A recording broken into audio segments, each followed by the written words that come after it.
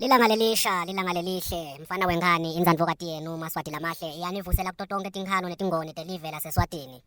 Nginithanda nonke Maswati lamahle. Ngenyanya bomangololo nemholi wabo. Maswati lamahle nitawukhumbula ukuthi kunelilanga lelibitwa nge-Independence Day. Lokungu-6 September kusukela ngeminyaka wanga-1968 kuze kube kulomuhla iminyaka seyingu-53. Solo eMaswati ayaphukudwa, ayahalatiswa. Ngitanethulela kabanti kwekuthi lifika njani, sifika kulo lisilwane sini futhi. eMaswati atawukhumbula ukuthi lelilanga le-Independence Day noma lelilanga lenkululeko mbumbulu yeMaswati lefika noma laqala kusenaso silo ingwenyama Sobhuza wesibili licili lemacili ngothotsheni mona Dlamini.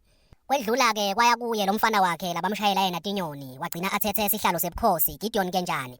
Ngitawuke ngithi hlabahlosi ninichazele ke Maswati lamahle kwekuthi nize nifika nibonana buso nebuso nalesilwane selilanga lesiphukutwa ngalo lesibuthekiswa ngalo kuthiwa lilanga lenkululeko yeMaswati kube kudlalwa ngathi. Kwathi ngeminyaka yema-late 1920s bukhosi bese buphupha nitawukhumbula ukuthi kwakuceda kungena inkosi Silo Sobhuza wesibili nga-1921. Kugcama kwakhe ke wenkosi kwasekucala kuba buthakathaka.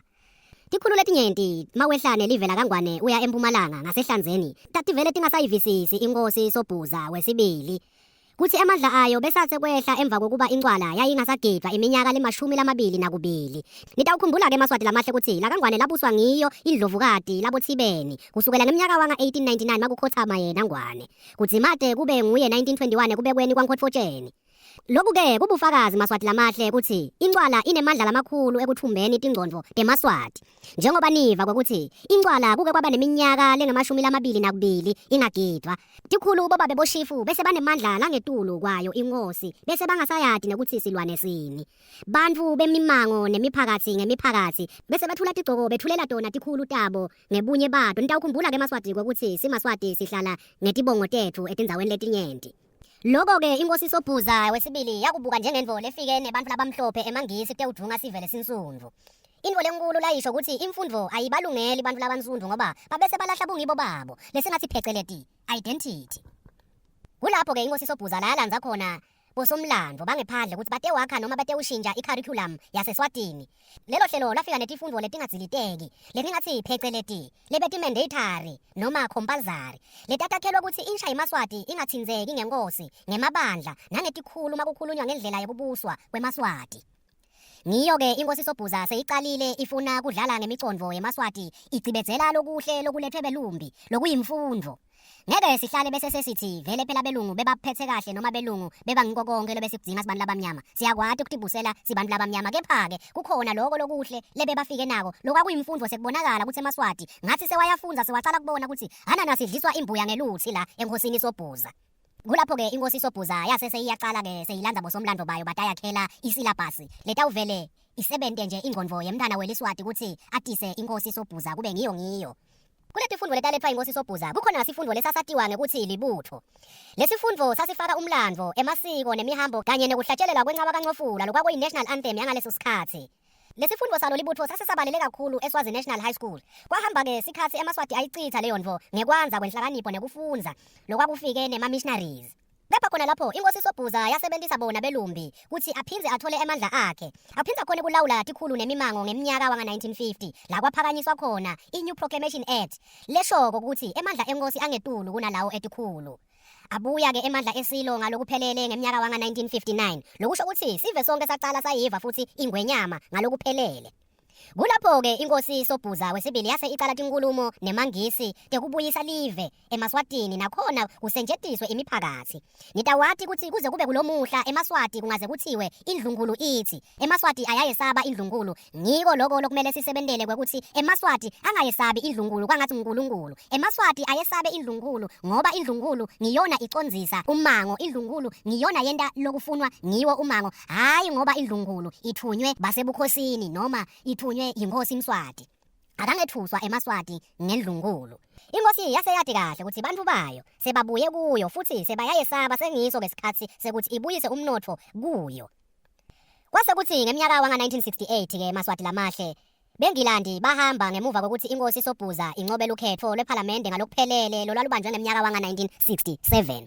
Kulapho-ke eMaswati abese atshelwa ukuthi seniyitholile inkululeko yenu ngekuhamba kwebantu labamhlophe. Leyo nkululeko atange kube inkululeko yenu Maswati. Leyo nkululeko leyo bekuyinkululeko yakhe Sobhuza kuthi ende mathanza etikwawo eMaswati. Ngase kuka amachancha kampuzidle emini.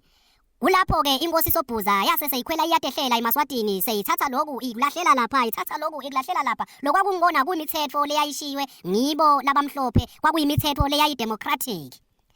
Kungako-ke Maswati lamahle kumele nathi ukuthi inkosi Sobhuza yaphakama kanjani kuze ikhone kuncoba ikhulu lesatyathithole emandla ato. Lokhu lesikubonako lamuhla Maswati lamahle lesikupita ngendiphethe noma ngenkululeko yeMaswati.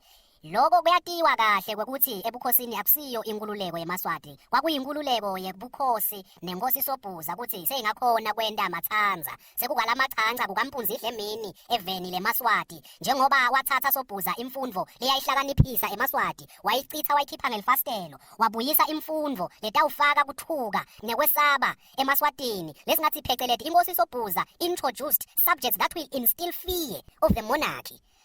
Maswati lamahle 1968 6 September akusilo lilanga lekukhululeka kweMaswati, lilanga lekukhululeka kwenkosi Sobhuza. Ingaseluswa mangisi kwekuthi eMaswati iwaphathe kanjani. Seyisele yodwa inkosi Sobhuza seyiyathi ntangandela inkosi Sobhuza.